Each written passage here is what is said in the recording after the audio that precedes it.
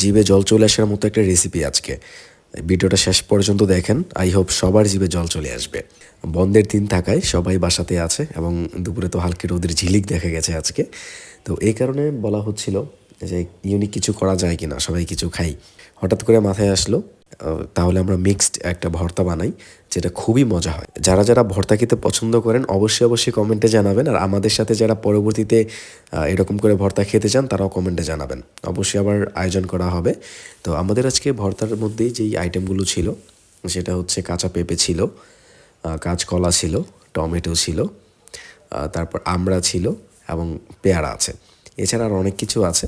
তো আমাদের যেন কাজগুলো দ্রুত হয়, একজন কাটাকাটি করছিল, একজন হচ্ছে এটা কুচি করে নিচ্ছিল। তো আর আমাদের কাজ হচ্ছে আমরা আমরা ভাই ভিআইপি মানুষ, আমরা বসে বসে শুধু খাবো। মহিলা মানুষরা এগুলো রেডি করবে, মাখাবে, আমরা শুধু খাবো। তো ধনিয়া পাতার জন্য একদম গাছ থেকে ছেঁড়া দেখেন, একদম মাটি থেকে তুলে গাছ থেকে ছিঁড়ে। আর এদিকে আমার ছেলে ধনিয়া পাতা খাওয়ার জন্য পাগল হয়ে আছে। সব কিছুর উপর ধনিয়া পাতা কুচি করার পরে দেখেন কি টেস্টি হচ্ছে না মনে হচ্ছে। তো ফাইনালি আমাদের সব কাটাকুটি শেষ, আমরা চলে আসছি হচ্ছে মাখানোতে।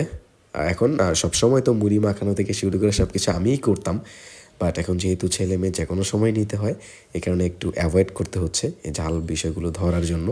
মানে মাখামাখির কাজ এখন আমরা নিচ্ছি না আপাতত। একজন মাখিয়ে নিচ্ছিল, আর এদিকে ছেলে মেয়ে দুজনেই বায়না করেছে তার মায়ের কোলে যাবে এবং খেলা করবে। কারো কোলে আসতেছিল না, এই কারণে সাথে নিয়ে বসে আছে। আর এদিকে তেঁতুল অ্যাড করে মোটামুটি মাখানো শেষ পর্যায়ে।